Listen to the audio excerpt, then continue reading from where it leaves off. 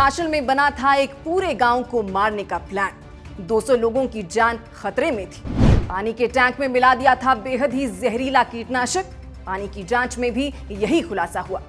एक शख्स की सजगता ने बचाई 30 घरों की जिंदगी, नहीं तो बहुत ही बड़ा अनर्थ हो जाता। लोग अक्सर कहा करते हैं कि क्रोध और अहंकार इंसान का सबसे बड़ा दुश्मन होता है, मगर मैं कहती हूं कि ये चतुर्युग है, यानी कलयुग, और यहां इंसान का सबसे बड़ा दुश्मन इंसान ही होता है।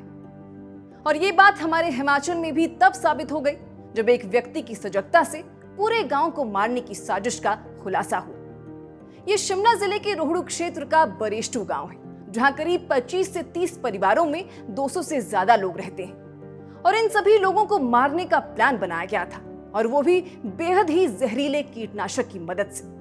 यहाँ की पेयजल आपूर्ति वाले वाटर टैंक में इस जहर को घोल दिया गया था, जिससे कई सारे लोग मर सकते थे, बीमार पड़ सकते थे या बेहद ही गंभीर हालत में जा सकते थे। मगर एक ग्रामीण आदर्श शर्मा की बदौलत ऐसा अनर्थ होने से पहले ही टल गया। तो ये पूरा मामला क्या है? आदर्श तक कैसे पहुंची इस साजिश की गंध? पानी को जहरीला किसने बनाया? पानी की जांच में क्या सामने आया? और अभी तक कहां पहुंची है पुलिस की जांच? ये सब कुछ आपको अगले 3 मिनट में बताएंगे, मगर उससे पहले एक अनुरोध रहेगा कि हमारे YouTube चैनल को सब्सक्राइब कीजिए और हमारी इस जर्नी को आगे बढ़ाने में अपना सहयोग दीजिए। तो अब आप इस पूरे घटनाक्रम को क्रम से समझिए। दिन था 8 फरवरी का, शाम का वक्त था जब आदर्श शर्मा अपने घर पर थे। शाम करीब 8:35 पर जैसे ही उन्होंने घर का पानी का नल खोला, उन्हें पानी से दवा जैसी बेहद तेज और अजीब गंध महसूस हुई। शुरू में उन्हें लगा शायद पाइपलाइन में कोई सामान्य खराबी होगी, लेकिन गंध इतनी तेज थी कि उन्होंने इसे नजरअंदाज नहीं किया, और यहीं से इस पूरी साजिश से पर्दा हट गया। आदर्श ने तुरंत अपने परिवार वालों को पानी पीने से रोका और पड़ोसियों को भी बताया कि नल का पानी इस्तेमाल ना करें। जब आसपास के अन्य घरों में भी वही गंध मिली तो मामला सामान्य नहीं बल्कि गंभीर लगने लगा। इसके बाद जल शक्ति विभाग को सूचना दी गई।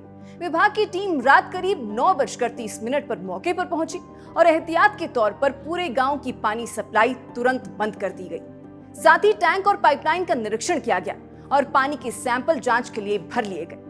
जांच की शुरुआती रिपोर्ट में जो सामने आया वो बेहद डराने वाला था। पानी में किसी कथित औषधीय या कीटनाशक पदार्थ की मिलावट के प्रमाण मिले।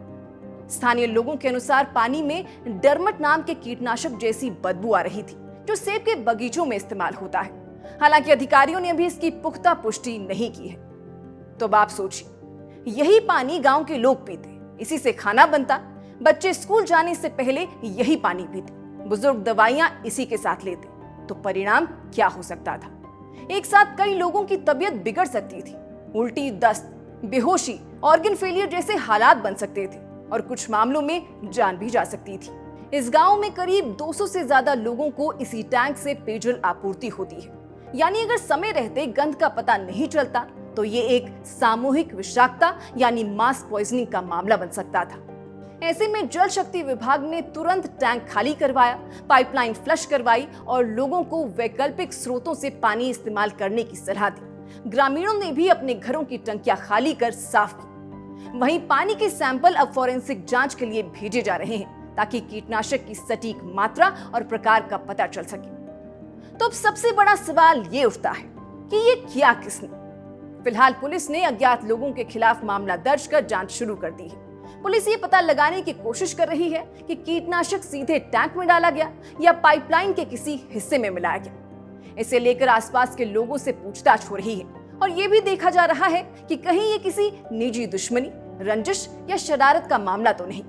क्योंकि ध्यान देने वाली बात ये है, ये कोई सामान्य शरारत नहीं है, ये सीधे सीधे लोगों की जान से खेलने की कोशिश है। ग्रामीण इलाकों में पानी के टैंक अक्सर खुले या कम सुरक्षा वाले होते हैं। कई जगहों पर बाउंड्री, ताला या निगरानी की व्यवस्था भी मजबूत नहीं होती। ऐसे में अगर कोई दुर्भावना से टैंक तक पहुंच जाए तो पूरे गांव को खतरे में डाल सकता है, और इस घटना ने यही कमजोरी उजागर करती है। प्रशासन अब आसपास के जल स्रोतों और टैंकों की सुरक्षा व्यवस्था की भी समीक्षा कर रहा है। संभावना है कि आगे चलकर टैंकों पर ताले, घेराबंदी और नियमित निगरानी जैसी व्यवस्था कड़ी की जाए। इस घटना में सबसे महत्वपूर्ण भूमिका जिस व्यक्ति की रही वो हैं आदर्श शर्मा। अगर उन्होंने उस गंध को नजरअंदाज कर दिया होता, अगर उन्होंने सोचा होता कि कुछ नहीं होगा, अगर उन्होंने दूसरों को नहीं बताया होता, तो शायद ये खबर आज किसी बड़ी त्रासदी के रूप में सामने आती। फिलहाल गांव में पानी की सप्लाई साफ करने की प्रक्रिया जारी है और लोगों को सावधानी बरतने की सलाह दी गई है। पुलिस ने जल शक्ति विभाग से सैंपल लेकर फॉरेंसिक लैब भेज दिए हैं और असली आरोपी तक पहुंचने की कोशिश की जा रही है।